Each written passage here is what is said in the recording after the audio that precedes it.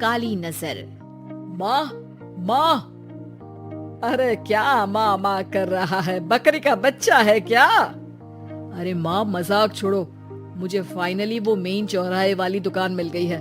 अब देखना, आपका बेटा दुगनी स्पीड से पैसा कमाएगा। ओफो, ये क्या? मेरी ऑनलाइन मेकअप क्लास चल रही है, इतनी जोर से क्यों बोल रहे हो आप दोनों?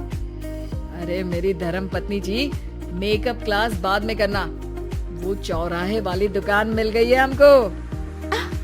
अरे वाह, रुको, मैं अपनी माँ को फोन लगाकर बता देती हूँ। अरे मैं भी अपने रिश्तेदारों को बता देती हूँ, कितनी खुशी की बात है। हाँ हाँ, मैं भी अपने दोस्तों को बता देता हूँ, 1 हफ्ते बाद रजिस्ट्री है।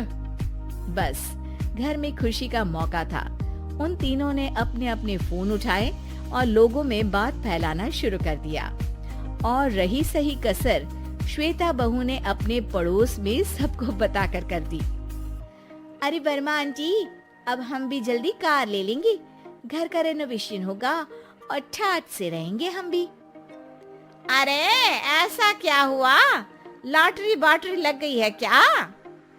अरे इस बार चौराहे वाली मॉल में हमको भी दुकान मिल गई है, दुकान नंबर 21, जो एकदम चौराहे पर है। अब ग्राहक बढ़ेंगे तो आमदनी भी बढ़ेगी ही ना। अरे वाह, कितनी खुशी की बात है। मैं बहुत खुश हूँ तुम्हें इतना खुश देख के। बाकी एक बात कहूँ, सबको मत बताते फिरना, किसी की नजर लग जाएगी तो खुशी की खबर वापस लौट जाएगी। हैं? ऐसे थोड़ी ना होता है, अब डरा रही हो। अरे सही कह रही हूँ, काली नजर कहते हैं इस चीज को, जब आप किसी को कुछ बताओ और वो काम बिगड़ जाए। अरे लेकिन मैं तो... तुमने सबको बता दिया ना? हाँ, फोन लगा लगा के। अब बच के रहना, काली नजर बड़ी खतरनाक होती है। श्वेता इतनी खुश रहती है कि वो वर्मा आंटी की बात पर ध्यान ही नहीं देती, जबकि पड़ोस में और भी लोगों से खुशी की खबर शेयर करती रहती है। अगले दिन राजेश बहुत दुखी होकर घर आता है। अरे बेटा, क्या हुआ? मुंह क्यों सूजा हुआ है? मधुमक्खी ने काट लिया क्या? माँ, वो दुकान किसी और के पास चली गई, किसी ने ज्यादा भाव लगा दिया। अरे पर बात तो आपसे हुई थी ना उस दुकान वाले की। हाँ, आज मैं टोकन अमाउंट देने गया था, तब मुझे पता चला कोई आकर सुबह मुझसे पहले ही ज्यादा अमाउंट दे गया। काली नजर। क्या कहा? वर्मा आंटी ने समझाया था कि किसी को बताना मत, वरना काली नजर लग जाएगी। अच्छा, तुम्हें उनकी बात मान लेनी चाहिए थी। उनकी बात मान लेती, लेकिन उसके पहले ही सबको बता चुके थे ना हम तीनों।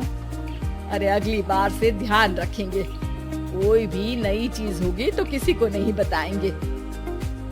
तीनों कुछ दिन ऐसे ही रहते हैं, पर एक दिन श्वेता को एक मेल आता है।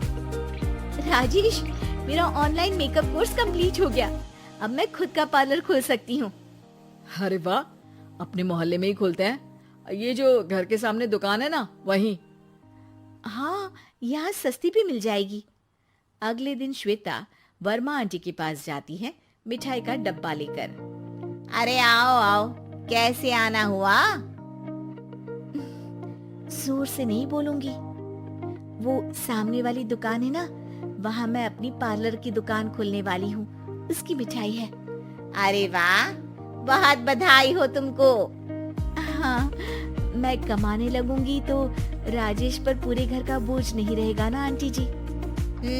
ये तो है, पर ये बता कि तूने ये बात किसी और को तो नहीं बताई ना?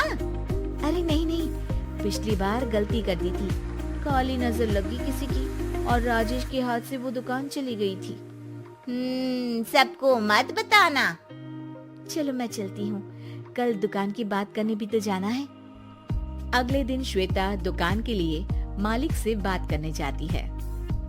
अरे लेकिन दुकान तो हम कल रात को ही किसी को दे चुके हैं। कल ही? हाँ, कल ही।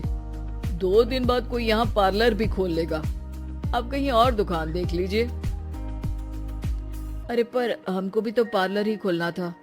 हाँ भाई, एक ही दुकान है, आधी आधी तो नहीं दे सकता ना मैं। राजेश और श्वेता घर पर हताश होकर आ जाते हैं। इस बार तो किसी को बताया भी नहीं था, अब किसकी काली नजर लग सकती है? सुनो, तुमने माँ को बताया था क्या? अरे कैसी बात कर रही हो, माँ की नजर थोड़ी ना लगेगी। पक्का तुमने किसी को नहीं बताया था ना? सिर्फ वर्मा आंटी को बताया था, उन्होंने ही मुझे किसी को नहीं बताने को कहा। अरे यार, तुम भी सही हो, मेरी माँ को नहीं बताने को कह रही हो, पर वर्मा आंटी को बताना तुम्हें जरूरी लगा।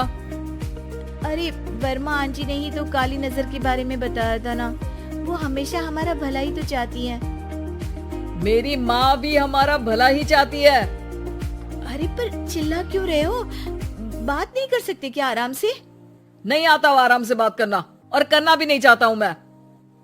दुकान जाने का दुख गुस्से में बदल गया था और राजेश और श्वेता में बात बंद हो गई थी। 2 दिन बाद मोहल्ले में पार्लर का इनॉग्रेशन हुआ, जिसमें मोहल्ले के सभी लोगों को बुलाया गया, पर श्वेता, राजेश और माँ नहीं जाते। माँ, अंदर आ जाओ, क्या देख रही हो? अरे नया पार्लर देख रही हूँ अपने आंगन से। देखो, माँ को दूसरे का सुख देखने में कितना मजा आ रहा है, मेरा दुख नहीं दिख रहा इन्हें। यहाँ मेरा पार्लर भी तो हो सकता था। अरे चुप रहो यार, हर बात में लड़ाई क्यों ढूंढ रही हो? राजेश और श्वेता फिर बहस करने लगते थे। तभी माँ ने दोनों को बाहर बुलाया। अरे जरा देखो तो, दुकान चलाने वाले का बोर्ड पर नाम क्या लिखा है? श्रुति वर्मा। गाड़ी निकाले बेटा, हमें कहीं जाना है। काली नजर का इलाज कराने। राजेश अपनी बाइक निकालता है। तीनों ट्रिपलिंग कर रहे हैं। माँ राजेश को उस मॉल वाली दुकान पर लेकर जाती है जहाँ राजेश अपनी दुकान खोलने वाला था। यही दुकान लेना चाहता था ना तू? हाँ, पर इनको भी दुखी करने लेकर आई हो क्या यहाँ पर दुकान दिखाकर? वहाँ काफी नहीं था? अरे श्वेता, थोड़ा सब्र रख, अभी पता चलेगा कि हम यहाँ क्यों आए हैं। बता, इस दुकान चलाने वाले का नाम क्या है? अनुपम वर्मा। कुछ समझ में आया? वो दुकान वाली श्रुति वर्मा, ये दुकान वाला अनुपम वर्मा, और हमारे पड़ोस में हमने उस दुकानों के बारे में बताया किसको था? अब वर्मा आंटी को। मतलब वर्मा आंटी ही हमारा काम बिगाड़ रही है? नहीं नहीं, ऐसा नहीं हो सकता, ये बस इत्तेफाक है। राजेश अपना फोन निकालता है और श्रुति वर्मा और अनुपम वर्मा के नाम फेसबुक पर सर्च करता है, जहां ये दोनों ही वर्मा आंटी के रिश्तेदार होते हैं। श्वेता को समझ में आ जाता है कि वर्मा आंटी की ही नजर काली नजर है। अब क्या करना है? कोई भी खुशी की खबर हो तो काली नजर से बचना है, यानी वर्मा आंटी से बचना है। अरे पर मुझे ये समझ में नहीं आया कि वो हमारे साथ ऐसा क्यों करेंगी। अरे बेटा, एक सीख है, दूर के आदमी को आपकी तरक्की से कम परेशानी होगी, पड़ोसी को ज्यादा। दोनों माँ की बात में हामी भरते हैं और अगला काम चुपचाप करने की कसम खाते हैं, ताकि आगे से वर्मा आंटी कोई काम ना बिगाड़ सके।